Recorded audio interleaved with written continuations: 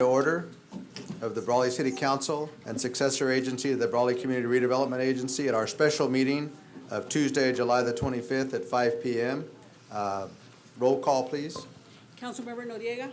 Here. Councilmember Castro Jauregui. Here. Councilmember Nava. Here. Councilmember Couchman. Here. Councilmember Ward. Here. Okay, would you all please stand for the invocation? Helen?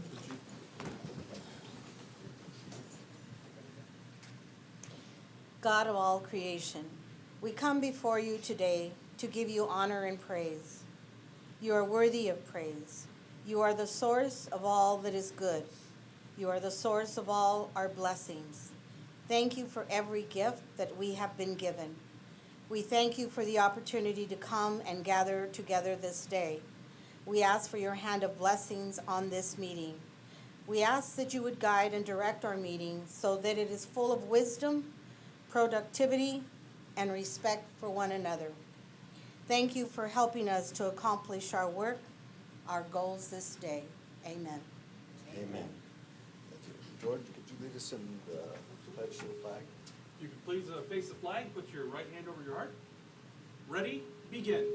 I pledge allegiance to the flag of the United States of America and to the republic for which it stands, one nation, under God, indivisible, with liberty and justice for all. Thank you. Okay.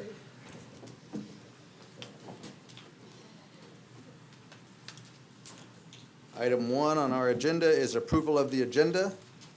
So moved. Okay, do I have a second? Second. Second, okay. Any discussion? If not, all those in favor? Aye. Those opposed? Okay. Item number 2 is our public appearances and comments, not to exceed 4 minutes. This is the time for the public to address the council on any item not appearing on the agenda. It is within the subject matter jurisdiction of the city council. The mayor will recognize you, and when you come to the microphone, please state your name for the record. You are not allowed to make personal attacks on individuals or make comments which are slanderous or which may invade an individual's personal privacy. Please direct your questions and comments to the city council. Are there any public appearances or comments today not related to something on our agenda? Doesn't look like it. Okay. So moving right along to item number 3 is our consent agenda, and items are approved by one motion. Council members or members of the public may request consent items to be considered separately at a time determined by the mayor. I would entertain, if there are no questions on that, I would entertain a motion for approval of the consent agenda. I'll make a motion. I have a motion. To approve our consent agenda as presented. I'll Okay. second. And I have a second. Anything from the public? If not, all those in favor? Aye. Those opposed? Okay, motion carries. Okay, now we'll go to item number 4, our regular business. And that is discussion and potential action to adopt the resolution of the City Council of the City of Brawley, California for submission to the voters, a question relating to the extension of the City of Brawley utility users tax, and the submission to the voters, a question relating to whether or not the office of city treasurer should become an appointed office on the ballot for the general municipal election to be held on Tuesday, November the 7th of 2017. And it's on pages 36 and 38 of your agenda package.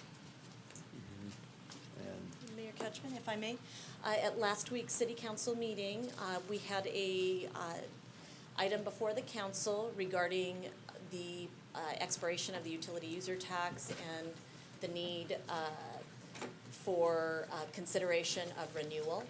And at that time, staff was provided guidance to move forward with the development of ballot language. What is included in the backup today was developed in consultation with our city attorney. The City of Brawley is required to submit to the County of Imperial Department of Elections the ballot language by August 11th. So we appreciate the council's willingness to set aside a special meeting date, as you did today, for this item's potential action. We did move forward with presenting ballot language that reflects a continuation of the prior form of the utility user tax. That is a 4% tax rate that is applied. And also in keeping with the guidance provided by council, a 5-year term is proposed for the utility user tax renewal period. Anything from, It's a straightforward resolution. Also, on the treasurer, it's just a yes or no on should it be elected or appointed. okay. Okay, any questions or any comments from the council? Not yet. Not yet, okay. Any comments or questions from the public? Anybody? No? Okay. Then with that, that will require a vote of the council. The only thing I would like to say is I do apologize for missing the last meeting. I did have a family health matter that came up, and I thought I would make the meeting, and I did not. So I do apologize. I think it's the first meeting I've missed in 8 years, but I feel badly about that. But I understand that the council did a great job, and that's what we hope for. We forgive So- you. It's oh, okay. Thank you. Thank you very much. Appreciate that. Okay, with that said, I will entertain a motion for the action. Make a motion to approve the item as I'll written. second. Okay, I have a motion and a second. Any discussion? Any comments from the public? If not, I'll call for the question. All those in favor? Aye. Those opposed? Abstentions? Okay, motion carries. All right, now moving right on to 4B, which is discussion and potential action regarding the utility users tax contingency plan. So, Mayor Couchman, if I may step down for a moment for Yes. a presentation to Please do. council and the public.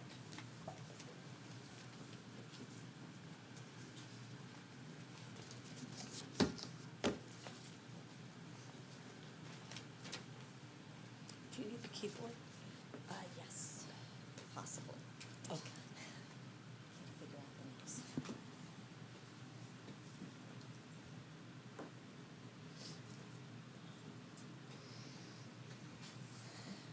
So, good evening, members of council and community. Tonight, we have a presentation that was precipitated by the expiration of the utility user tax, which will take place in May of 2018. The city's task is to prepare a plan that in the event of non-renewal, the city has a strategy to respond at the organizational level with potential changes. And so what's contained in this plan is a looking forward approach to life in the next fiscal year and the years ahead. So a little bit of background on the utility user tax. The utility user tax was originally established in 1991 via a city ordinance. That ordinance established the tax rate at 5%. The original intent of the tax was to raise revenues for the city's general governmental purposes. In 1996, the city moved forward with lowering the tax to 4%. The 4% applies to the bills associated with water, sewer, trash, electricity, telephone, gas, and cable television. So it is, for those accounts that we hold at the city assesses the 4% value. For other utility providers, the value is assessed and payments are made to the city of Brawley by the consumer. So why do we need this plan? The plan is scheduled to expire in May of 2018. And as has been part of our budget process, a very public process that takes its way from the beginning stages of strategic planning into a series of workshops and final budget adoption, we have forecasted the expiration in May of this fiscal year. But per council direction, we have moved forward with a budget that takes us through June 30 of 2018. So in effect, this plan would be invoked as of July 1 of 2018. The utility user tax as a revenue stream represents approximately $1.9 million in annual revenues. And if it's not renewed, we need to be prepared for a series of changes within our agency, which I'll go into in some detail here shortly. So the plan itself is the vehicle that the city will use as it relates to non-renewal. And Rosanna, just the 1.9 million, just for clarification, it's been brought up before, amounts to approximately 15% of our general. Of our fund. general fund budget, correct. Now, when you look at the general fund, one way to evaluate the effect of a change in revenue and where we might need to consider changes in approach are by looking at how much of the pie of general fund revenue applies to various categories of expenditures. So you'll see a familiar number, which is 78.7% of the general fund is devoted and dedicated to employee compensation. This has been an area that has shrunk. It's been an area of focus over the last several years, but it has also diminished by a number of percentage points. The way we have accomplished the types of savings that have been part of the last several years' budget challenges have been leaning other line items. So when we can, we've taken a look through attrition at different ways to configure our various departments, and we've also looked at other cost-cutting measures for different line items throughout our various departments' budgets. So the primary goal of this exercise at this point is to provide the highest level of service to the public with $1.9 million less in revenues. This is the same challenge that we bring to the budget cycle every year, is trying to deliver the highest level of services to our community members and stakeholders, whether those are residents or business owners, highest level of service with the funds that are in place. We're very focused on the service delivery. So our primary strategy when looking at how we expend out of the general fund is to look at potential staff reductions, because we've gone to great lengths, even in this most recent budget cycle, to address these gaps or needs for one-time fixes that this last fiscal year comprised almost $800,000. So we have really done our best to look very closely at other line items and consider staff reductions as the last frontier in many ways. So what does that mean if we're looking at staff reductions? That means without a doubt the residents of Brawley are going to primarily experience service level changes, and it will be obvious as we go through the various slides as to how these changes translate to service level reductions. So when you look at our general fund picture, and you may recall the city's got more than a dozen funds that fund our various departments. Enterprise funds primarily support the public works undertakings of projects, and the staffing. So water, sewer, streets, airport, these are funds that are separate and apart from the general fund. General fund is how we really deliver our primary public services. They're public safety, parks and recreation, library, finance, animal control. It's how the majority of our positions in the city of Brawley are carried. And you can see from the graph here that we have not been on an aggressive growth arc. Instead, in 2012, when we last renewed the utility user tax, there were 121 authorized positions, and what's included in this fiscal year budget that began July 1, 2017, that's 112 positions. So we haven't grown. We've actually reduced in size over the last several years. Rosanna? Yes. Is the 112.3 for this year, have those all been filled? Majority, yes. But some aren't? Very few, no. There are a couple at least that aren't, my Correct. understanding. So we have about 110, somewhere around 110 to 111 in that category, right? Correct. No, okay, fully employed. They're in the budget, but they're not filled. There's a couple of positions that aren't filled. Correct. Okay, just wanted to clarify that. I know there's a lot in this slide, but my hope is to have it as a placeholder if council wishes to come back and have a little further discussion. As we begin to look at how each department is affected, you will see how changes have been experienced in various departments over the last 5 years. So when you look at fiscal year 2012 and you compare it to 2017, you can see that the city experienced cuts in some departments while others did not have reductions. And what you see on the farthest right column is what is included in the contingency plan. And I will go through in some detail as to what those changes represent. In total, these the featured positions consist of 11 and a half permanent full-time employee positions. It's a hidden slide. So I have it. If you want to look at it further, you can look at it. That's the proportion by department. I have about 20 slides in this presentation. I have a couple that are available in anticipation of potential questions if you want to see how the budget is broken down. So if you're interested in more detail, I'm happy to provide that to council and the public upon request.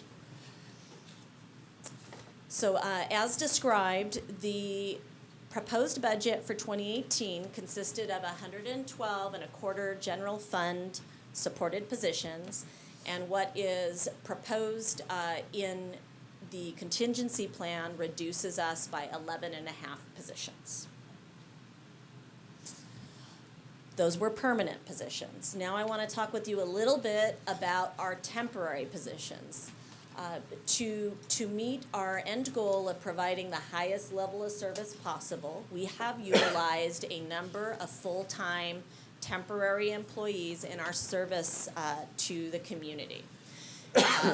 One of our strategies in recent years has included the hire of full-time temporary reserve firefighters. These are an offset to the demands placed on the city for staffing fire station number 2.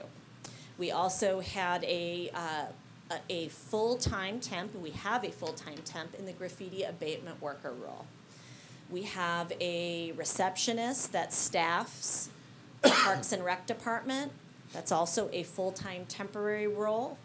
And we have our senior center coordinator doing the same in addition to 2 full-time temporary parks maintenance workers.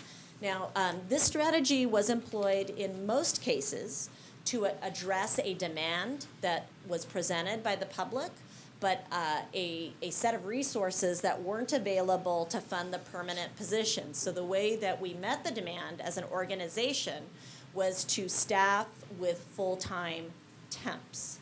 And so those constitute quite a few individuals that have been of significance and importance to the organization in recent times, as we have continued to provide the highest level of services for the financial resources available. We also have a number of part-time temps, and those include half of a parks maintenance worker. That's a person that is assigned to the Lions Center pool specifically to address mechanical needs, and a backup to our lead person who mainly manages pool-related operations. And we have a maintenance worker / janitor that's shared between both the admin office and the police department. Lastly, we have a half-time dispatcher, and this individual helps with addressing dispatching needs at public safety, the communications center, while individuals that are full-time are either they might be on vacation, they might have scheduled time away, they may be have sick days, and this person's a floater to fill vacancies in the schedule. So overall, the prior slide showed you 11 and a half full-time permanent positions. This slide shows you 11 and a half full-times that are temporary employees.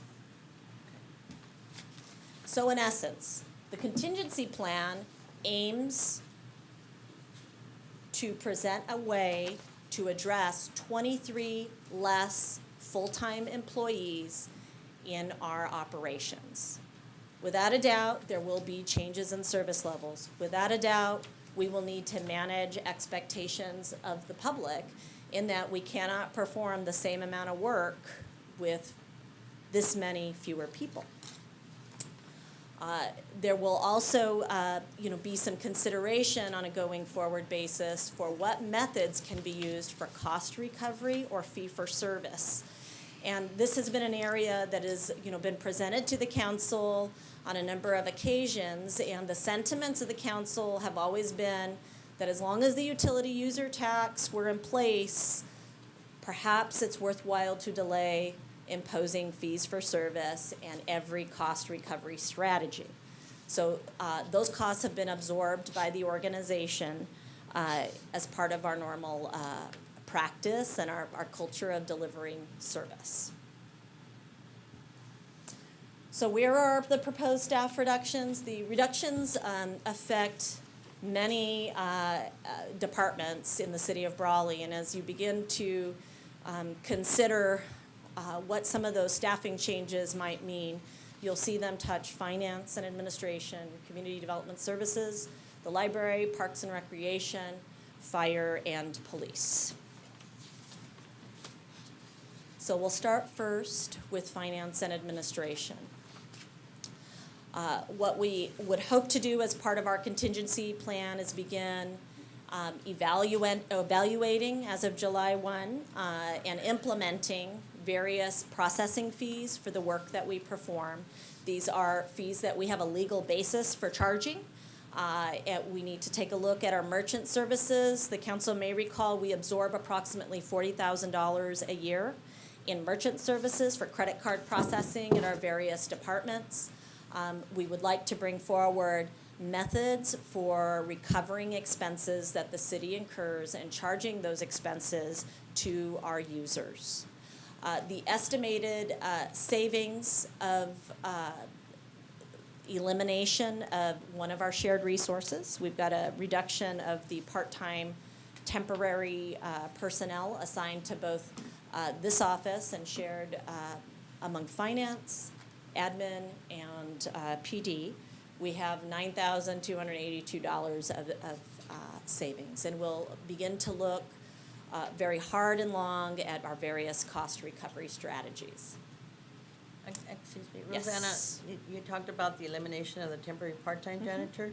So the savings with that elimination, the savings is 9,200? Correct. It's a quarter person that's charged to the admin cost center. The other quarter you will see referenced in the total values for the police department as they show that savings to be derived by layoff. Thank you. You're welcome. Next, we have community development services. As the council is aware, Francisco Soto, our longtime director and building official, will retire at the end of this month. It is proposed as a part of the plan that we eliminate the director position for the Community Development Services Department and blend the department with the planning department with a single director. We will outsource our commercial plan checks utilizing cost recovery, and we will hold on the backfill of a vacated building inspector slot, which is currently a vacated position in place. So not move forward with that hire, and instead freeze the director position and hold on the hire of the building inspector. We estimate a total savings of $170,960. We do anticipate that we will have slower turnaround times. We're very proud of our ability to turn around work with our small but mighty staff. We do anticipate with reduction in the number of people available that a slower plan check process is assured, as well as inspection turnaround times. With the loss of Francisco Soto and a specialist no longer on staff, we have a support role for community development block grant funds, but not a in-house institutional lead. So we do anticipate a reduced focus on CDBG, as well as our hosted residential rehab programs, as the number of staff that we have available to chase the dollars, administer the program, and perform all of the reporting that's tied to these funding sources will be diminished. Okay, so next on to the library. We are proposing that one of the two locations for the library be closed. This location is referred to as the Del Rio branch. It's located on the Imperial County Office of Education property. We have costs that are tied to its continued maintenance that we are obligated to by contract. By reducing part-time library staff hours, we can save $15,735. I will note, for the benefit of the council, that this particular facility, it's a source of great pride that we have been able to operate a second location with very few financial resources in the library in the form of permanent staff. And in the last budget cycle, we did reduce one full-time employee, and there aren't many that remain. By closing this library location, we can devote the city's focus to the main branch library, which is a much larger facility. It also functions as a cool center during our most challenging times of the year. And any night of the week, if you want to stop in and see what type of a gathering place it is for any number of stakeholders, it's an unfortunate need to close the library, but one that could achieve approximately $16,000 in savings. And you can begin to see that the departments, as they are coming forward, these are small numbers at this point. But part of the reason they're small numbers is because when you look at what the library is relative to the entire operation, you begin to see where our financial resources are devoted in the largest amounts. And I'd be happy to go into a little bit more detail if that is the desire of the council. A few more slides to go through with reference to affected departments. Okay, so this next the next two slides are devoted to Parks and Recreation. We have a retirement scheduled for later this year after cattle call. The current proposal that's in the budget, following council's direction, we're trying to be pragmatic as an organization and take greatest advantage of retirements and attrition. So this current year, after our director, Pat Dorsey, retires, we are proposing a temporary fix for oversight by another department head. What is included in the contingency plan is now an elimination of the director position. We are proposing to eliminate that position, as well as eliminate the senior center coordinator position. This is a full-time temp position, a single staff member at the senior center. We are also proposing layoff of the admin secretary, which is a full-time temp at the Lions Center, and reducing by 2.5 temporary maintenance workers at Parks and Recreation. We will be looking to reorient towards fee for service and cost recovery.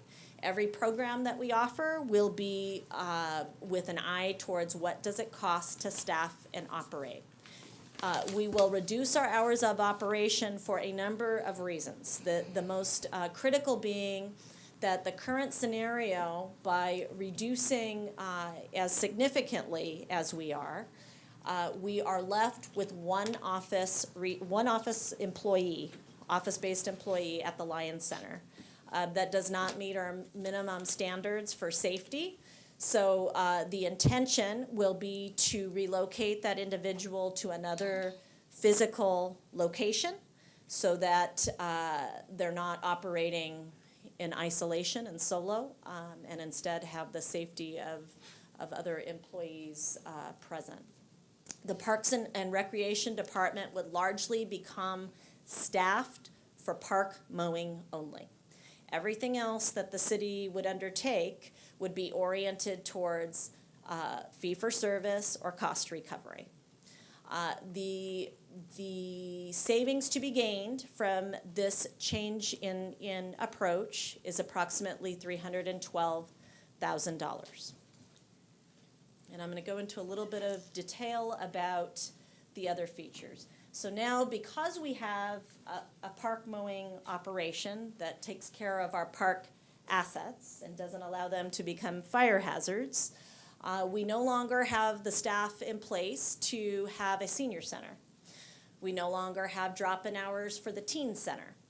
As already mentioned, we are looking to relocate our recreation coordinator to another staffed building. And we will look at fee-for-service for any number of leagues and activities that we host throughout the year. This is just a quick overview of some. There are many, many more, and I have lots of statistics available if the council or public is interested in them. We are looking at establishing true cost recovery and fees for service for soccer, basketball, girls softball, men's baseball, adult softball, open gym, summer day camp, lap swim, pool, and other facility rentals.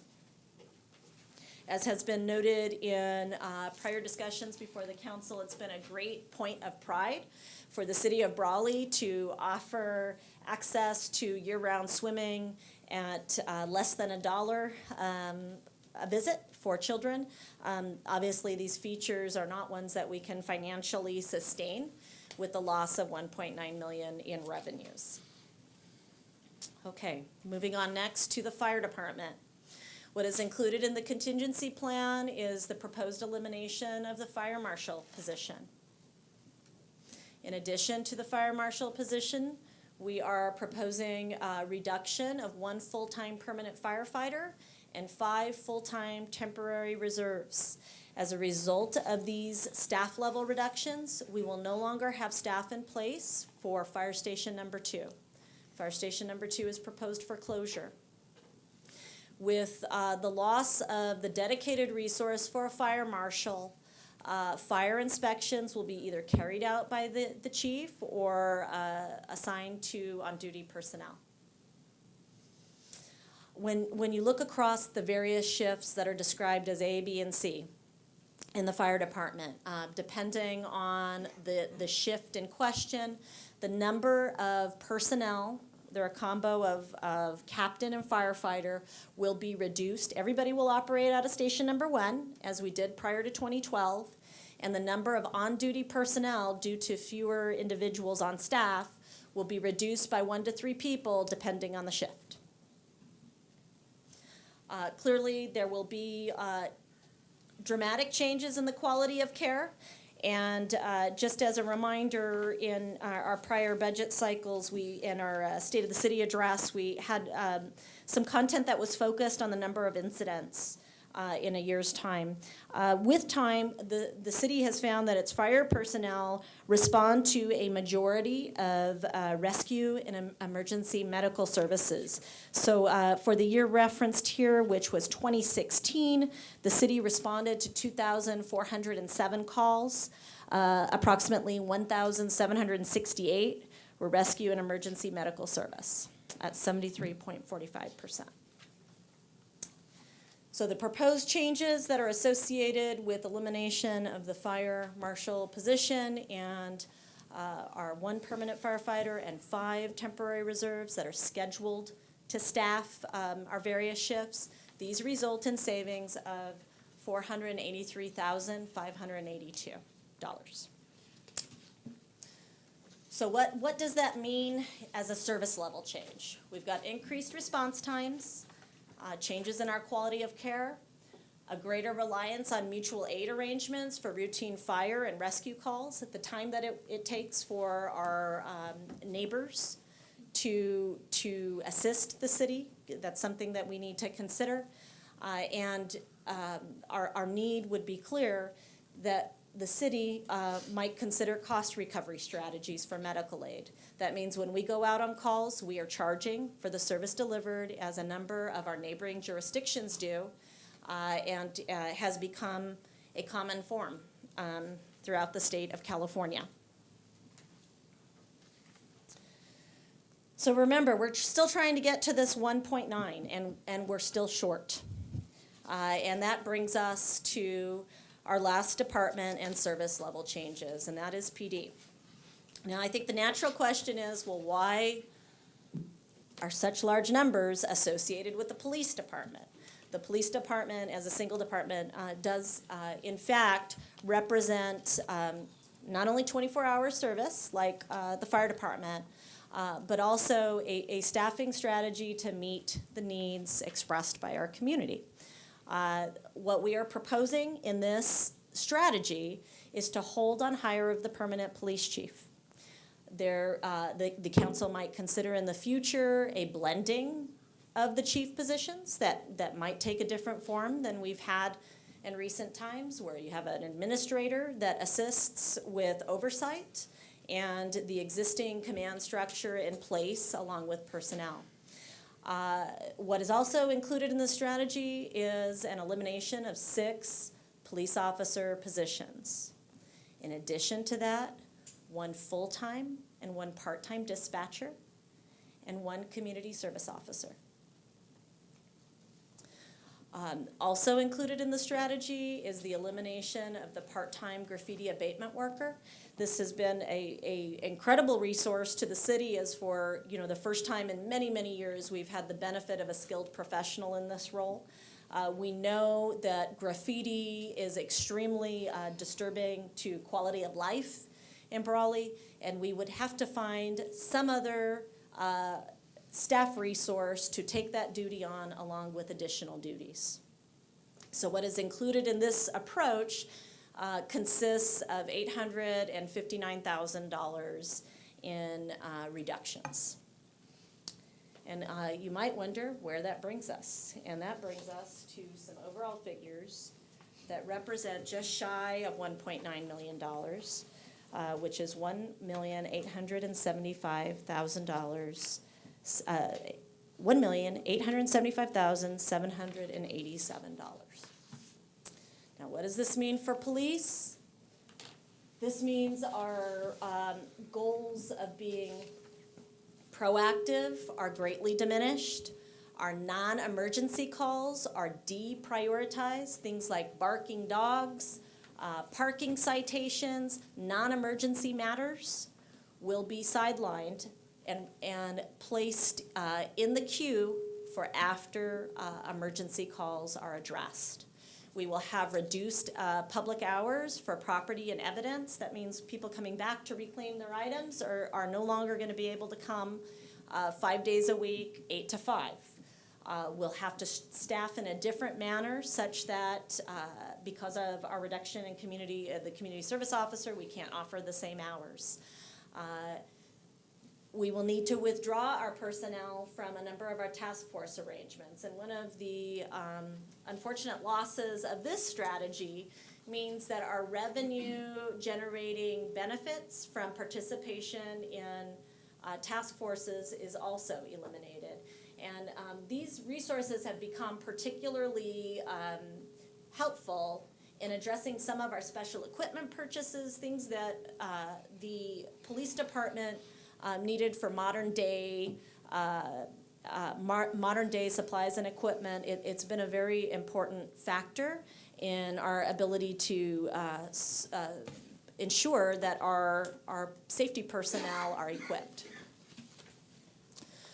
So what are the overall service level impacts? We have great challenges ahead as of July 1. Clearly, in all aspects of the city, whether it's in response to 911 calls or simply getting a matter researched, reviewed, and resolved, we have fewer people to carry out the work. Today in the city of Brawley, you can go into nearly any department and have contact with a member of the staff that is equipped to resolve your issue. That ability will be greatly reduced. Our oversight, reporting obligations, problem-solving capabilities will also be reduced. And I think one of the biggest setbacks is that we try so hard to be proactive. We struggle greatly based on the demands on a daily basis in our operations. But the setback in terms of needing to be purely reactive, prioritize what can and can't be addressed immediately or even in the short term or midterm. That sorting process will challenge every member of our staff. And obviously, one of the biggest pieces of this puzzle are our need to message the public and communicate with the people we serve. There are very high levels of expectation in the community of Brawley, and we take it as a source of pride that we can respond. But as the number of personnel are diminished by 23 full-time positions, we find that reality tells us we can't respond at the same level. So with that, I am happy to take questions. We also have our various department heads, including a number of substitutes that are here and available for questions should council wish to dig a little bit deeper in any of the department level changes that are proposed in the event of non-renewal. I guess first we'll open this up to questions from the council members. So does any council members have any questions of the city manager? One of the things I'd like to ask is, let's say the utility does pass in November. What are we going to do as a city to start trying to back away? We have 5 years to work on this. So what are we going to do in those 5 years? And that's an excellent question. I think one of our city struggles has been the idea of stepping down delivery of service in the face of ever increasing community expectations. So I think it really does, if the council's wish and aim is to reduce reliance, we have to step down service and begin implementing different strategies to lower our costs and service levels. Because you'd have to do it ahead of schedule in order to no longer need the revenue. 15% is a very large number to make up in the budget. The chances to gain in revenues, whether they're property tax, sales tax, any other revenue source, gaining at the rate of $2 million in a year or even over 5 years is a remarkable feat. So I think the only way is to, if the council wishes, if it's the wish and consensus of the body, is to step down service on an annual basis if it is the true aim to wean off Rosanna, the I tax. don't know if that's particularly the case, and this is something that's been brought up every year, every budget process. We've discussed the utility user tax. I think it's important. Obviously, the focus here is the city, but there's some things that we can additionally do as a council that we need to message to the public, to our voting public of really what utility user tax, what it is, how widespread it is in the state of California, what the state impacts have been. It's important we inform them we're not working with the same dollars that we were working with just merely 5, 6, 7 years ago, the dissolution of redevelopment money. There are monies and funds. We are on an island. We're on our own. The good news is we've been able to deliver service, sustain ourselves, work within our budget, work within our means, stay lean, all these things that we've not just messaged, we've demonstrated every year in and year out through the budget process. And all of our staff that's here, as we've talked about, from every budget cycle to the next, it's working within the impacts. And we've had several impacts outside of redevelopment that have happened. The cost of doing business is just simply higher, Affordable Care Act, where immediate impacts to general fund, paying fines, impacts to general fund. So the light at the end of the tunnel is the fact that some of these impacts were temporary impacts. They're not going to be long-term impacts. Others are, and there might be a change in federal policy with healthcare. Who knows? We all know that's right now the topic that's sitting there. So anyways, with all that said, I think there's a few facts that the public should know that we're one of about 161 agencies. 157 cities in the state of California have a utility user tax. Some of the largest cities in the state of California have a utility user tax. And our percentage, the percentage that we pay as a public, myself, council, all of us, is actually on the lower end of the spectrum. And so the average utility user tax is closer to 5.5% to 6%. And there's some that are higher than that. So the fact that we are at 4%, the fact that we don't have an appetite to add cell phone, wireless, and actually make it a higher bill, and I think Councilmember Nava did a great job of illustrating of what the financial impact is, for example, him. And I know it's different. Everyone's going to be a little different. But for all of it, for most of us, it's a fairly modest financial impact that's been in place since 1991. If anything, it's a little less, right? And most of us are not as dependent on our phone, and long-distance phone bills, those are a lot less because we all went to wireless. Most people are on wireless. So for that to be at, 10, 12, 15 bucks a month, I think is a fairly reasonable ask, as it has been, when you consider these service impacts. So here's the question. To me, this is how I've kind of pared down looking and researching utility user tax. It just comes down to this. The decision that the public will ultimately have is just, do you want this service level? If you don't want this service level, don't vote for the utility user tax. If you want this service level, and that's the expectation, and maybe even in some cases you want additional, you want more, then that's the decision. It's not whether it's 4% or how long or is it valid or any of that. I think that's been substantiated. It just comes down to, do you want the level of service that you're currently getting? And that's really the question. Hopefully that can be answered. I think that's well said, Councilmember Wharton. The other aspect of this that I don't want the public to forget is that when we talk about a reduction in service level, we're also talking about a reduction in opportunity and job opportunity for the people that work for the city of Brawley. So they also support the city of Brawley. They work here, they live here in many cases, and they support the city as well. Not just with the service level that they provide as police officers or firefighters or somebody who works at the library or the finance department, but they're also part of the community. So these are jobs that are being performed by local residents, and these are dollars that support local residents. Now, we've talked, and I know I've brought it up on multiple occasions with respect to the utility user tax. And Councilmember Wharton brought up the fact that it is a low percentage, just 4%. But in a real financial sense, I've used my own example, my own personal example, not necessarily as an elected official, but just as a resident of the city of Brawley, as somebody who pays the user utility tax. And that cost to me is about 45 cents a day. So that's what it costs me to support the community. I have a newborn baby. She's going on 5 weeks old. I know that she'll use the Parks and Rec Department at some point. I know that we'll utilize the Parks Department. I hope we don't have to have the services of the Fire Department, but I know that they'll be there for us when we need them, as well as the Police Department.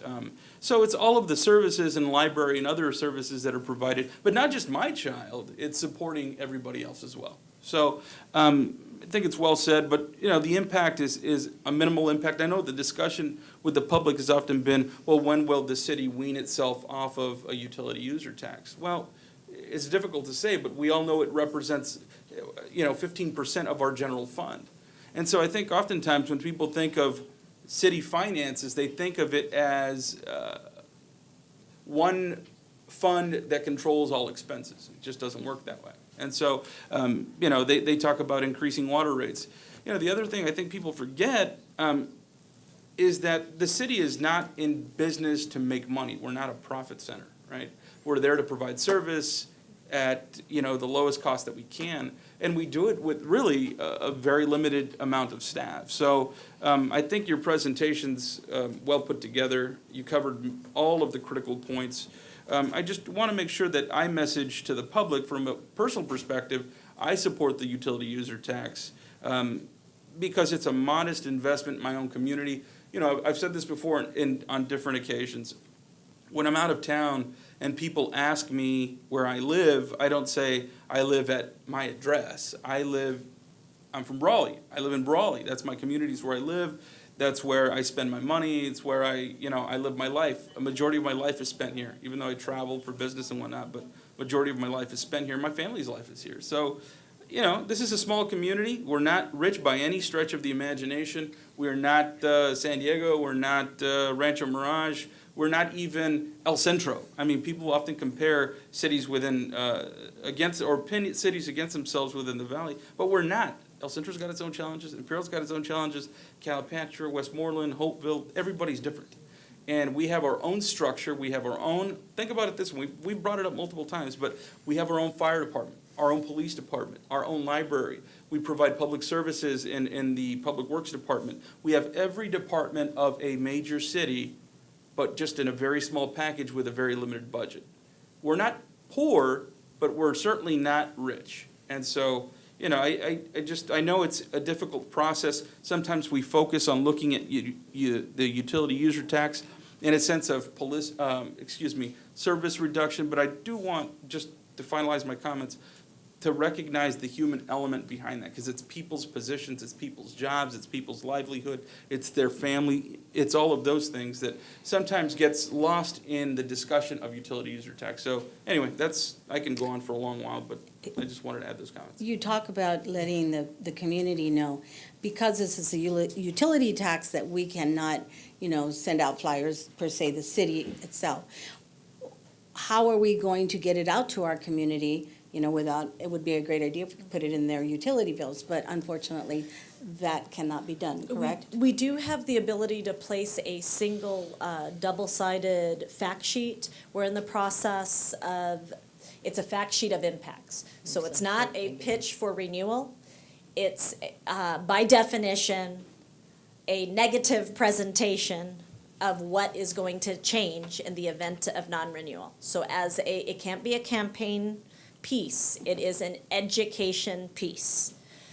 We will also, we are anticipating the formation of a committee that's independent of the city.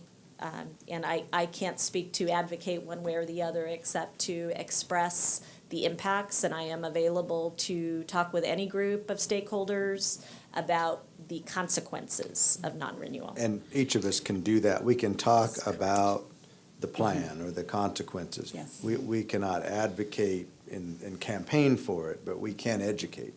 And I think that's the whole thing. And I think that we have to be prepared to do that as we move along here.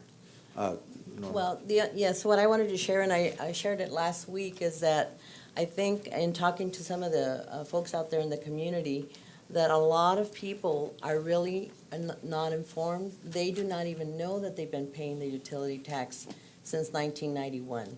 So I think a lot of it has to do with getting the information out there to the folks that they have been paying this utility tax. It's not gonna be an increase, it's just gonna continue. And when they know that what it pays for, because a lot of times they don't even understand what they're paying for and how much it is, and I think we talked about it last week also, it averages out to maybe about $12.50 a month. And if you think about all the things that you're receiving, that the public is receiving, especially like the excitement about the new park, things like that we will not be able to maintain possibly if the utility tax isn't paid. I think if folks out there know everything that they're getting with this utility tax and that they have already been paying it, it's not gonna be a new tax. It's very important that they have this information. In talking to a few folks, I found out the other day that they take things, our folks, including myself, we take these things for granted because I have grandkids that play in the parks and have been using the splash pad and have the Little League baseball games, and we get the lights turned on, and we never worry about paying for it or doing anything. And I was just talking to my son the other day, who they went to a game in Temecula for one of their friends' kids' games, and they had to pay to get the lights turned on. And then I was talking to somebody else that said that they had to pay rent to use a kiosk like the one we have here. So there's a lot of opportunity for us to gain revenue if necessary, and maybe that's what we need to do. We need to start looking at that to be prepared when we no longer have this income.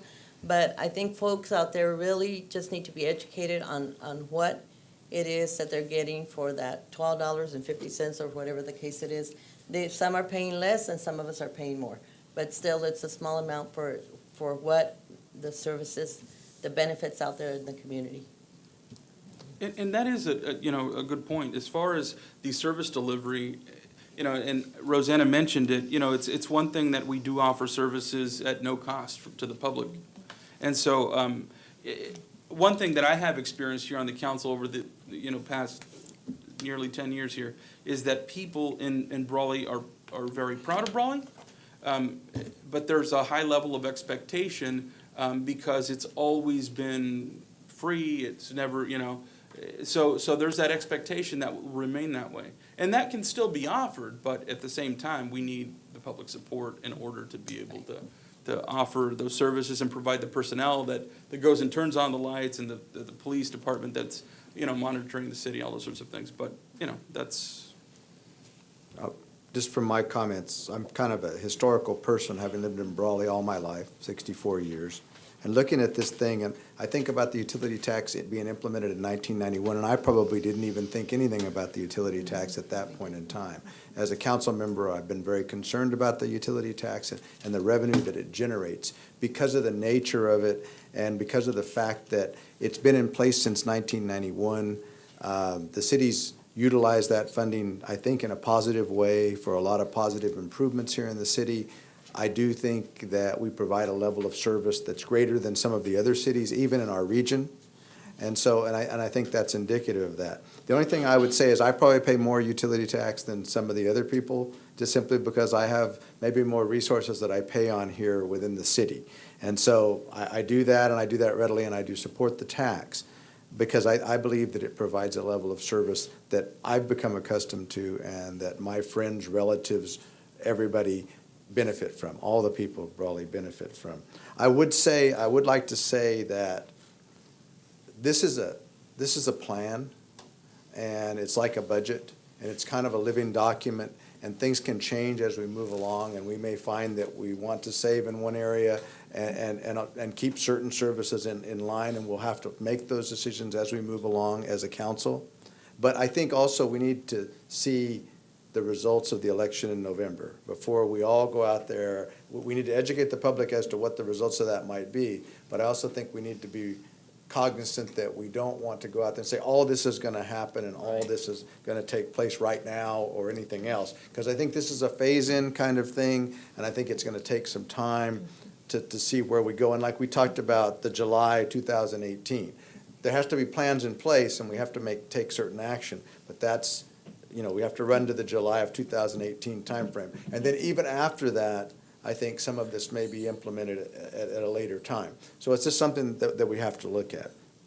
I do think that when we talk about reduction in services, what I would like to see us do is take more of a comprehensive look at that, because there may be some reduction in services, there may be reductions in staff, but I also think that we need to be a little bit proactive about our economic development so that we look at what's coming in and what do we project is going to come in within the next year or two that might increase our revenues.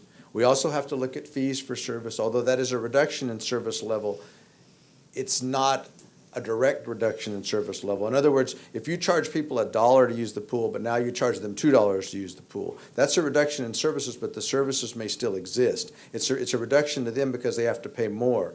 But it's honestly a different look at fees, and I think we need to look at the type of fees that we do charge. We do a lot of things, and we subsidize a lot of things around the city of Brawley for both the private sector and for the public sector in the terms of nonprofit organizations. And I would hate to see us change a lot of that, but that might be something that we have to deal with on the horizon. So I think we need to, in order to charge fees that are inherent on that, we have to do research to find out what those fees should be and how much we should be charging and all of those necessary things.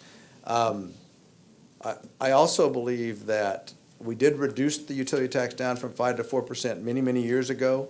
It may be something that we want to look at for the future, that as we move through these cycles and as we do these types of things, maybe we do need to reduce it as we move through. Actually, our revenue has reduced because more people now have different resources where they don't pay a utility tax on certain of the resources that they receive. And I think that's kind of a neat thing, and people may do that with that in mind. I don't think they do. I think they do it because they like the level of service that they're receiving, say from cable to satellite or something along those natures. But I don't think they do that because of the utility tax. I think they do that because they want that increased level of service, or they want to have that as a service. But I think we need to look at all of those types of things and see where we're at with that. I think if we look at the overall picture, we can do more than simply reduce services. It may result in a reduction of services. I think we're gonna be faced with that. But also, I think, based upon what I'm hearing from the council, is we need to prepare for the 5-year term. So some of these things that we talk about here, and not all of these things that we talk about, but some of these things may be something that we need to implement or as we move along here on a phase-in kind of situation. And I'm hoping that through some form of attrition and those kind of things, that even if the utility tax does not pass, we're not faced with the layoff of 23 people, that we're faced with the layoff of less people than that, if that's what comes to pass. And I'm hoping that none of that comes to pass, but I certainly think we need to be prepared for that. But we also need to look at attrition and how we're hiring and all that stuff. The only other thing that I would say is that the public gets used to a level of service, and they're used to a level of service. And we have the revenue coming into the budget. When we start to reduce, then we have cost savings within that budget that are reflective.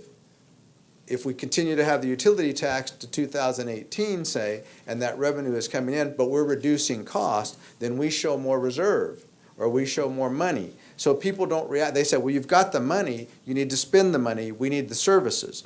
And so we're kind of caught in kind of a catch-22 there, or between a rock and kind of a hard place, because we have to make the decisions for providing service to everyone, but we also, people are expecting us to wean ourselves off the utility tax. And that might be something that people don't really realize. And sometimes people want us to react when the situation occurs. So they want to wait till July 1st of 2018 before we do anything.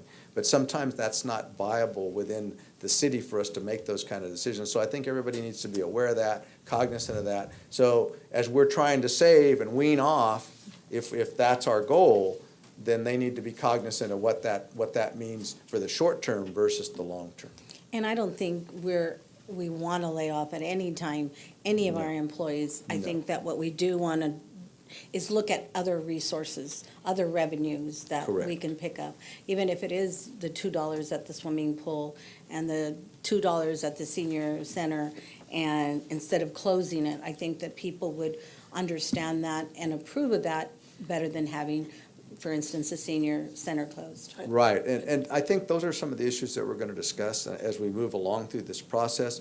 And I think there are some things that are very, very important to us, some things that are not quite as important to us. And I think that's individuals, and we have to make those decisions as a council, though. And so I agree. You know, I look at things like the Senior Citizens Center, and I think about them getting their meals there. I think about it being a cooling spot. I also think about the benefit to the senior citizens' health by having that facility in place. Absolutely. And so I'm willing to look at what we can do in order to maintain some of those services, at least at some type of level, rather than shut it completely. So I think those are some of the discussions that we will get into up here at the council. We agonize over these decisions. I think we all realize the importance of it all and the stress that it places on everybody, but we also sometimes have to make some of these decisions. I'm hoping that through attrition and some other things, we won't have to make some of the drastic moves that we're talking about on this plan. And it is simply a plan. I want everybody to be aware of that. Mr. I Mayor, just- sorry.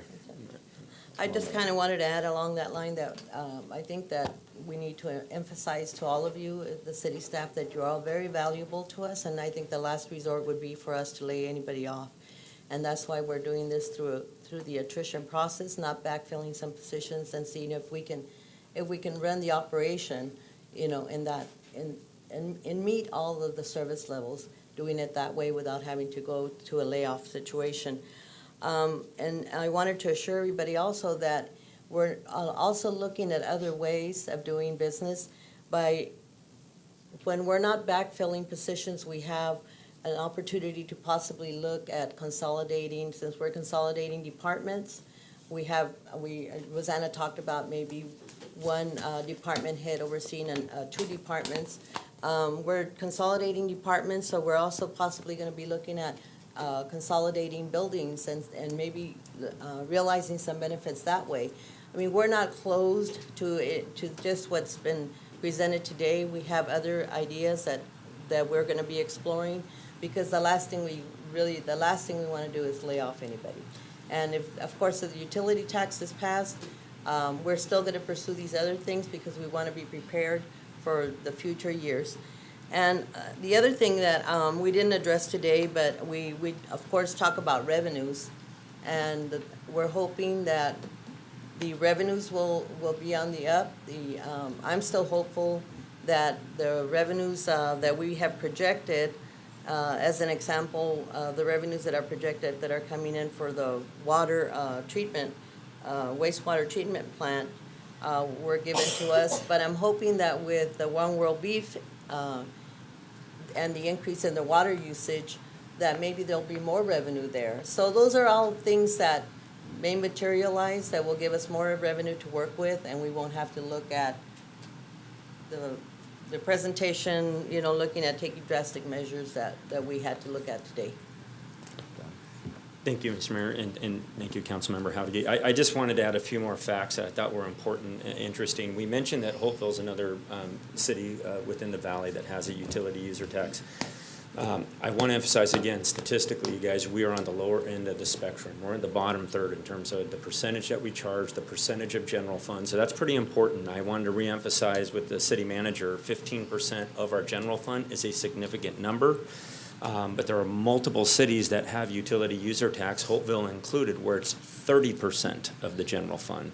Even higher than that, there are some cities in the state of California where it's closer to 40% of their revenue. So you can see the dependency is just that much more extreme. So look at that as good news, bad news. I mean, that means if there's a strategy to wean in the future, great. But this has been a very successful measure for a reason, because I think most of the public that have supported this see the value in the service levels and what they're getting in return. So that's why I'm going to be, obviously, I think it's terribly important that we get the facts out there, not misinformation, not rhetoric, not, opinions are fine, everyone has them, but let's operate on the facts. And the facts are, this is 15% of our general fund. I thought we did a great presentation on what the impacts could be. And as the mayor said, it could be variations of that, but I think at the end of the day, it's been successful for a reason. Any other comments? I'd like to maybe open this up for some comments from the public, if any of the staff or anybody would like to come up. We're certainly interested in your input. If you have ideas on how we can consolidate or take action to save money, we're always open to those ideas also. Would anybody like to come up? Go ahead. Come on up. Gil Rebler, 261 West. I didn't have anything planned. I wasn't even planning on coming here. But obviously, I haven't been very supportive of it. But I would like to see some sort of maybe compromise or deal. I know Sam talked about, I'd like to see a 4% with maybe a 1% decrease at the end of the first year. Because, at the end of it, if you want to go to facts, the citizens or their vote shouldn't be responsible for balancing a budget. It's the administration should be accountable. And so I think putting that 1% decrease would put some pressure, I guess, on the administration to find different revenues and wean ourselves off. Like I said, this thing's been getting sunsetted since, what, like 92 or something? And 1991. 91, and then given 2011, the kind of consensus on the council, even though it was the other city manager, was that this was not sustainable for the long term. It was for a short term. And so I'd like to see maybe a 1% decrease after the first year. And it puts pressure on the council and the administration to find different forms of revenue. And I kind of think is, like I said, it kind of appeases both sides in a way. Those who are totally against it, those who are totally for it. This 1% decrease kind of, I guess, finds a mutual agreement. And at the same time, jobs won't be lost immediately. And it finds different forms of way. Like I said, I wasn't planning on saying anything. So I'm kind of just all out there right now. I've rushed back from work. So that's kind of my idea. Yes, I would like, Mr. Redler, could you stay right there? So I think it's an important fact that the budget will be balanced with the revenues that we're working with, whatever our projected revenue is. So we're always working ahead. Yeah. And if there's a budget to be balanced, which we've been very successful at doing, again, running a lean operation, we will continue to do so. The plan that you're hearing before you is a contingency plan if the measure doesn't pass. We don't know that. You don't know that. Most of us don't know that. So there's a plan in place to keep the budget balanced. That's not being done on the backs of the citizens. Utility user tax, I know you weren't here when I kind of put this fact out. There's 161 agencies, 4 counties, 157 cities in the state of California, including the largest cities in the state of California, that have a very successful utility user tax in place since the 80s. And so this is not breaking new ground per se. The weaning, we've discussed that. Actually, we discussed it in our strategy meetings about stepping down in that discussion. absolutely has merit. But the desire has been, and the reason why I think it's been healthy, we placed a sunset. A sunset by some that I think originally was 8 or 10 years, something like that. We've kept it shorter. So there actually has been a reduction where we're taking this to the voters, much like the Prop 218 process, where you do take it to the voters. The people decide, the council doesn't. So again, we're at the next sunset. I think the right work is being done, we're presenting it. The facts are there could be a significant reduction, no different than 5 years ago when the last round was going around. So I think that's very important. I think that could be taken in, but I think it's important in messaging back to the public. The budget is not being balanced on the backs of the citizens. Services that are being expected, and we are an unusual city. We have our own PD. We're not contracted with, a county. We have 2 fire stations, a brand new one. These are all things, points of pride. We have our own healthcare system. That's a different set of taxes and whatnot that we use to subsidize that. But when you look at Brawley, a city of 25,000, the other thing, the population has grown, you guys, since 1991. We're pushing, this next census coming up, we're probably pushing close to 30,000. As a city grows, it doesn't necessarily mean revenues and expenditures grow together. Things have changed, right? Redevelopment has gone away. There's a lot of, as a matter of fact, the average cut to general fund revenues because of state cuts averages, it falls somewhere between 24%, could be as low as 9%, but everyone has felt a reduction in a cut. Again, these are policies that change, just like Affordable Care Act that we brought up. That comes right out of the general fund. So I think it's really important, again, messaging back to the public. The city and the council will continue to stay committed to working within our means. What we just want to put out are the facts, and the facts are this is $1.9 million in general fund revenue. It's up to you. And the question I posed before, as you're stepping in was, do you want the service levels that you're getting now? If not, if we're not successful in November, there'll be a reduction in those service levels, and this was an illustration of what those reductions could look like. Yeah, Just one other point I'd like to make. You came in a little bit late. We had already voted on the language for the utility tax. Yeah. Now, that doesn't mean we can't revisit it Yeah. another time in the future, and we may do so. And we've had a little bit of talk about that, and how we reduce it as we move along, or how we try to wean ourselves off this. May be that we look at something like that. It also may mean that we reduce the amount of revenue that we're utilizing and put some of that revenue aside for something so that we can take some steps and wean ourselves off of that revenue. I do also think that we balance the budget. We're required as a council to balance the budget, and future councils will balance the budget. Depending upon the revenue that we project and the expenditures that we project, we will have a balanced budget. It just depends upon what that budget will look like. So I don't know that the utility tax is a balancing budget act. I believe it's a revenue source that comes to us. If we choose to have a budget that includes the revenue from that tax, or we don't, the budget will be balanced. And whether I'm here or whether future councils, everybody's required to have a balanced budget. That's the way government works. That's the way it's supposed to be. It may not work that way at the federal level, but it certainly works that way at the city level. So, Yeah, part of my with that language. said- I probably used the wrong wording. My apologies for, but no, I guess you guys kind of feel weird when I feel like you're putting on the citizens on, hey, we're going to lose jobs here. It's your responsibility. I do feel kind of, as a citizen, as a voter, as a taxpayer, that onus shouldn't be on us. Brawley's a fourth of our residents are in poverty. There's employment growth has decreased by 2%. We're seeing, businesses leave town. So I guess I'm just trying to find different ways. We've seen businesses also come to town. We're seeing businesses come into town, correct. But jobs are 2% job loss within the last year. I mean, there hasn't been an increase. Sure, but I think overall. one important point to recognize is that this is our community. It's not just the city council, and we're residents. We live here, we support. I happen to know, that the reason I support the utility user tax is because I see the impact that it has throughout the community. I agree with you. We've worked on strategies, we've discussed strategies on weaning ourselves off of the utility user tax, and not as a city, because I think oftentimes people forget that the city and city council and the city administration and city employees and the citizens of Brawley are one and the same. That's right. There's not a division. It's not, and I've said it before. It starts here in Brawley. It ends here in Brawley. With respect to federal support, state support, we get some of that with in loans and grant programs and things of that nature. but ultimately it relies, our service delivery is really dependent on us, on how we operate, not just as a city council, but as a community. And so I'm in agreement. I mean, I think there needs to be a strategy to help wean ourselves off, or reduce it, right? And that is part of the reason we didn't support last week we didn't support adding additional services like wireless services, internet services, and change the utility user tax. I wouldn't be in support of that. You know, and I've said it before, and I'll say it again. I know that you arrived a little bit late, but you know, for me, it's a modest investment in my own community. It's about $165 a year that I pay in utility tax, and that helps support, you know, your family, helps support mine, and everybody else is in here. So, you know, do I want to pay more taxes? No, I don't. I have been paying it just like everybody else. Maybe not since 1991 because I was still living with my parents at the time, No, I but haven't paid they it were since paying it, 1991. and so they help support you know my life, right?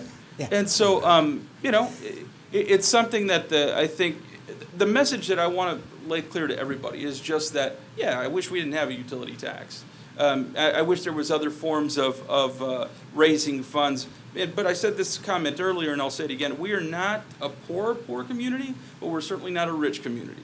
And we're different. We're different than El Centro. We're different than Imperial. We're different than Hopeville. We're different than Rancho Mirage. We're different than San Diego. We're just our own community. We have a high level of service that I think that we provide the community. They have that expectation of service delivery. And we can drive down town and drive throughout the community. And see a lot of areas that need improvement. I know that. We all know that. But at the same time, once you drive around town, you also get to see how big Brawley really is and how much service delivery we have to deliver, from streets and utility, street repair, to water delivery, to wastewater management, all of those things that are provided in, you know, our police services, fire services, all of those things. So anyway, I appreciate the comment that you're making. I'm in agreement with you in the sense that we do need to work on weaning ourselves or lowering the utility tax. It has been lowered from the 5% that it was established at.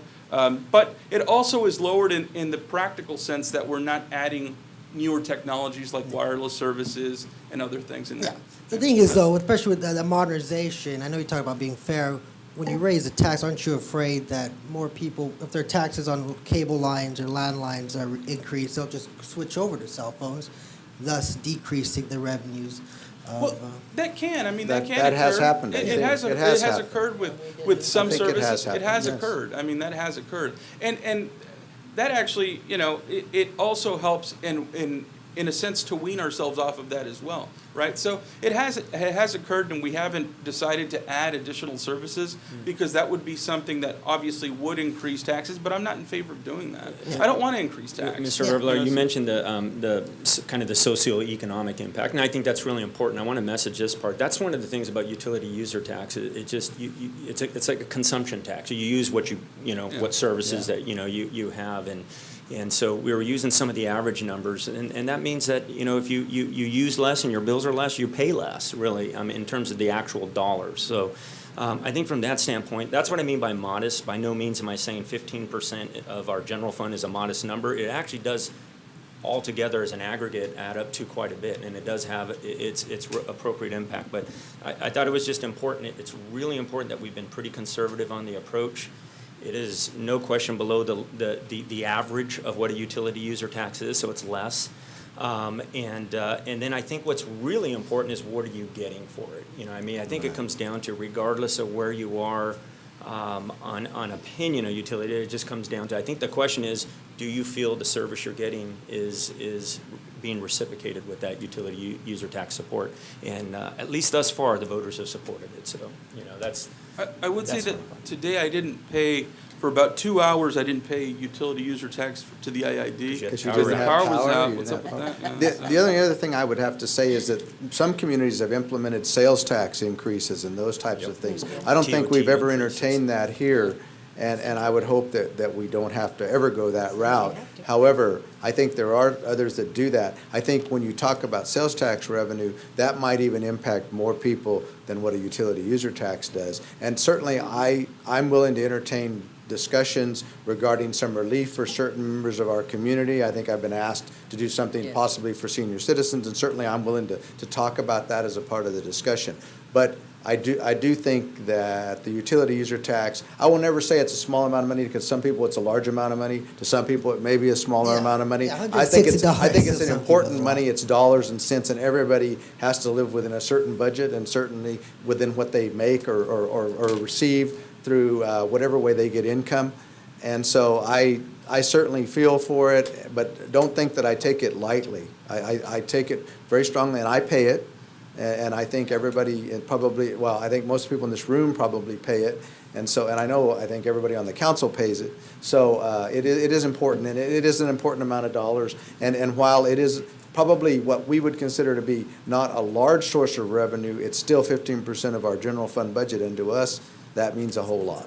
It's a lot, yeah. Man, are you guys done? No, I'm kidding. Thank you. I think that's what my opinion. Like I said, I wish I would have came earlier and kind of fleshed it out, but I think you guys explained it to me, and I hope others benefited from that. So Yes, absolutely. cool. Thank you guys. Thank you for your, Obviously, well, if you guys want to come on the show and maybe discuss this more, you're always welcome to. So I'd love to hear it. thank you for Cool. the invitation, and thank you for your input. Anybody else from the public wanting to come forward? Any comments at all? Everything's important to us. I think it's important for us to hear things. If no one has any further questions, then we'll go back to the regular meeting. No one? No one else? The only thing I guess I would ask people to do is, if you have any questions of us, feel free to talk to me and any other council member anytime you would like to regarding this Mr. issue. Mayor, do we have to take action on item B, the contingency? Yes, the plan, I think we have to take action. I just want it very clear that it is a contingency plan and not set in concrete at this point in time. So some of the intention in presenting content tonight was to get the council's approval for packaging the education materials that have to do with non-renewal. And I think as staff, we hear loud and clear there is a desire to be pragmatic whenever we can look differently at vacancies. There's a desire to do so. And I think, many features of the plan this evening include consideration of these variables in play that have to do with vacancies. With reference to the plan, as we look at the days that remain between now and November, the components that are in the plan, unless there's something you would like to see specifically change, will be the content that becomes the basis for the one-pager that goes out to utility billing customers, and also the content that drives any public presentations that any either members of the council or executive team may be delivering in terms of content. Do you want direction from us, or do you want a specific action from the council? Either form will work.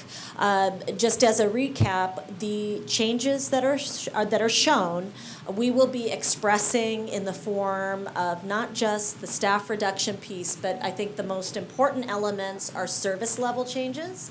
So they'll become the message points that are part of community education. So if there are any features that are contained in the content presented this evening that are absolutely unacceptable to feature in education materials, I think that's important information to have, as we expect the delivery of absentee ballots to be early October. So really this window between today and early October is really critical for development of the You have about one-pager and other materials. 60 days, then, is what you've really got. Maybe a little over 60 days, but not much more over 60 days. My personal opinion is that I prefer not to make this an action item of the council and more direction to staff to prepare the educational material. And then, because For us, otherwise what happens is it becomes kind of set in stone. And what I would prefer to have done is you have the direction from us for the educational stuff. I think the plan is a plan. It's a decent plan. It's what we've talked about, and it's what we have to put into place. But it may change, and so one of the things I don't want to do is set it in concrete, and then we're bound to it if we want to make some changes to it. So what I'd prefer to do is give you direction, take the plan, use that for your educational part of it. If we do need to come back in September and take another revisit of this, or take a look as we move along with this, then I would prefer to do that at that time. Or that we review, Yes, he had to go. or that we review the material before. Yes. You're gonna bring it back to us for us to review before, the final. There will be no opportunity. I There don't will be think no there opportunity. is a scheduled We have no meeting scheduled date. meeting before this is released for educational purposes. Now, So maybe if I could give a little bit more meat to the bones.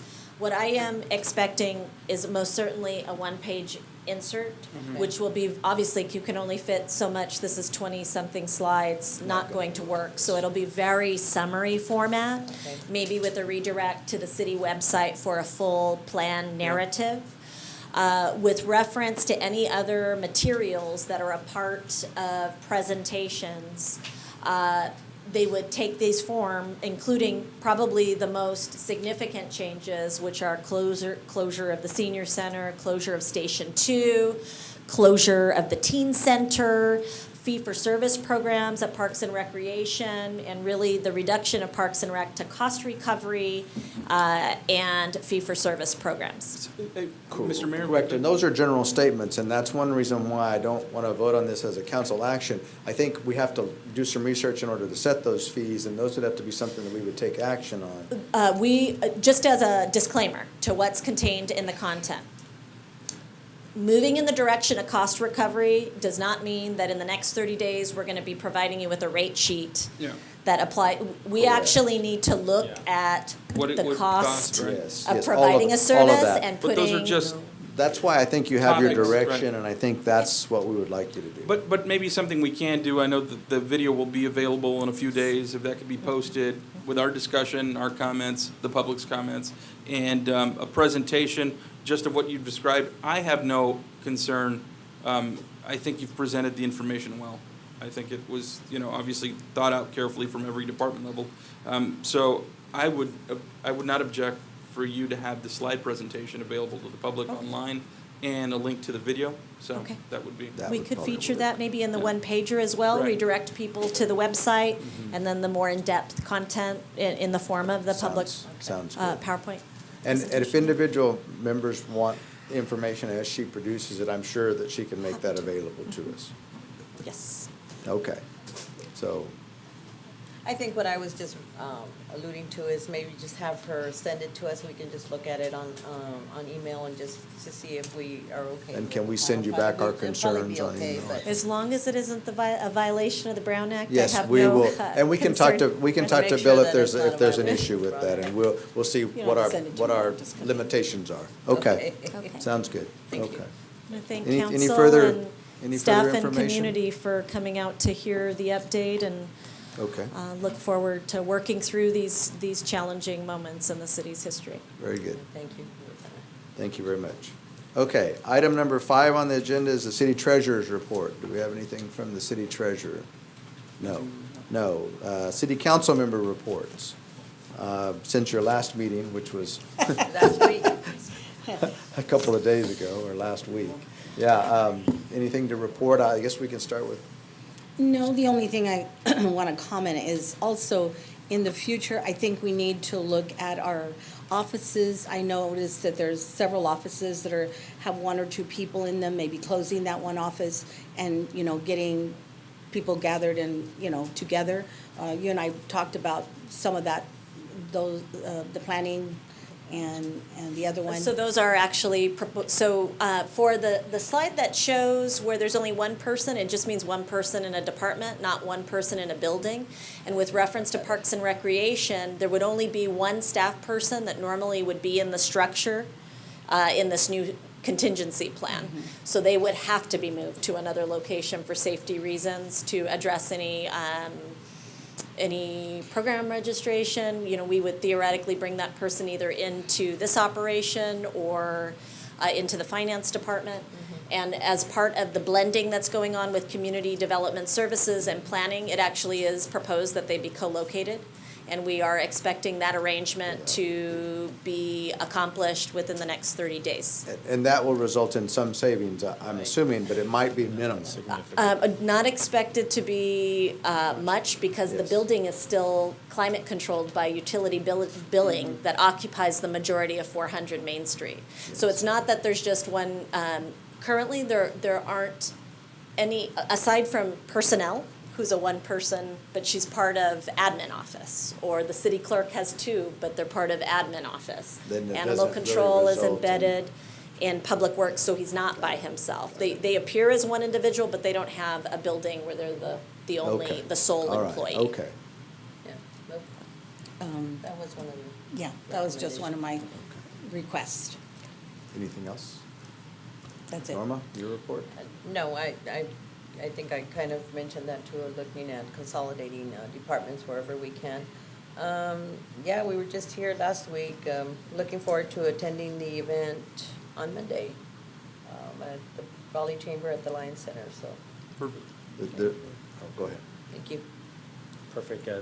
Councilmember, I was going to mention that too, so I'll mention I didn't speed go into it, so networking you on guys can go Monday. ahead and Yeah, go into it. coming up. I know we're doing a lot of work, getting a lot of people out, and there's a lot of registered attendees, which is very exciting. So there's still some more space. So I would urge anybody that's not, get on there, register on the Brawley Chamber site. Other than that, I have nothing further to report. And it'll be just the same. There's a unique opportunity for, not just business people, but for, political candidates, for people just looking to expand their business. So salespeople, whatever it is, you don't necessarily have to be in business to expand your network. So we're having the speed networking event. There's a lot of people that are registered. We certainly want to get as many as possible. So we're probably going to be doing some phone banking to get registration levels up. But I'll tell you, you don't get this opportunity very often. There's a motivational speaker that's going to be there. He's interesting character, very unique, and he's unlike somebody I've ever seen before. And so I think people are really going to benefit from that. Just his motivational strategy alone, I think, is well worth the fee to get in. But I'll tell you the other thing is that somebody's going to walk away with $500. So giving away $1,000 in total, $500 to one person, $350 to another, and $150 to another. So not only can you get a great experience, meet people in a really fun, casual way, it's going to be a lot of fun. And we're also going to have night networking at Las Chavelas later, so that always works. You know what I mean? Yeah. So anyway, I hope to see people there, but please help me by spreading the word to get people registered. The event is Monday. We're excited about it, and Donnie and I are gonna be phone banking. He doesn't know this, but we're gonna be phone banking starting tomorrow to make sure that we get the word out. A lot of people still don't know about the event, so I want to make sure that they are registered and they're in there. So anyway, thank you all very much. Very good. I did a history presentation to the Boys and Girls Club the other day, to a group of the summer youth that go there.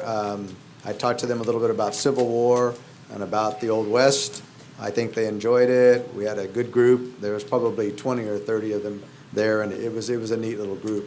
Also, there is a ribbon cutting for Doc's Organics, I believe, coming up here on Thursday. Thursday. So that is a new business, I believe, in town. And so we're not losing all our businesses, but. So I'm going to be happy to be there and be a part of that ribbon cutting for a new business, as I have been for the last few months. Quite a few new little businesses have come into town. And so with that, that's my report. It looks like somebody called out some of the fire departments, so they're gone. With that, city manager report?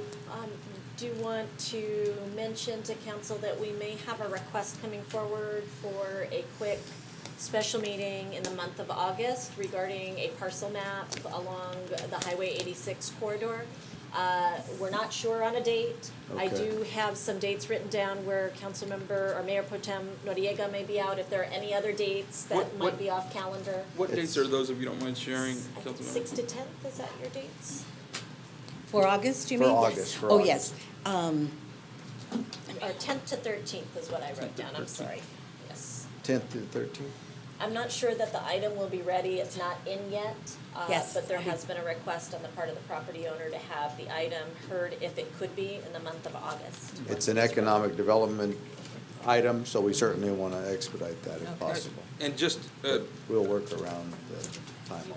I will be, yeah, I won't be available. Maybe the week of the 21st through the 25th, I'm here. So, Okay, so you're here the I'm sorry, 21st through the 25th.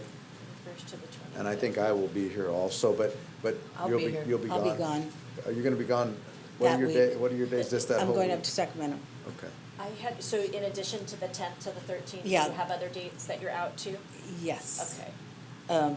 The 10th through the 14th is vacation. Okay. And then the other one is business, from the 21st We'll try to work around it to the somehow. 27th.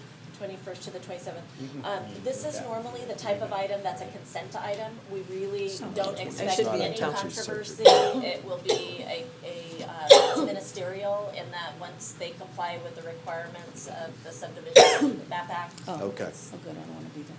It's I should okay. be available. We'll So work you it got out plenty. and we'll do what we need to do. I'll Okay. be at the conference. Anything else? Not at this time. Okay.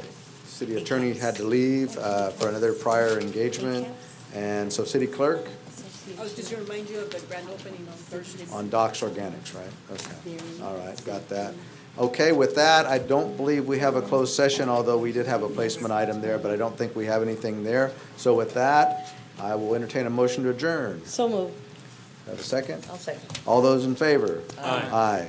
Okay, thank you all. Thank you all for being here.